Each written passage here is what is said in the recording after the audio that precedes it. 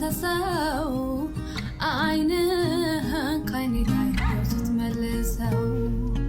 ፈገግታ ከጥርስህ ምን ያፈዘዘው እኔን አይደለም ሆና ያዘዘው ስሜቴ ካልተመሳሰሉ ወደጃለው ማለት መቻረካል ቃሉ መውደዴ ካልተመጣጠነ ሁሉም ይቀር የለ እንደተወደደ ወደድኩሽ ብትለኝ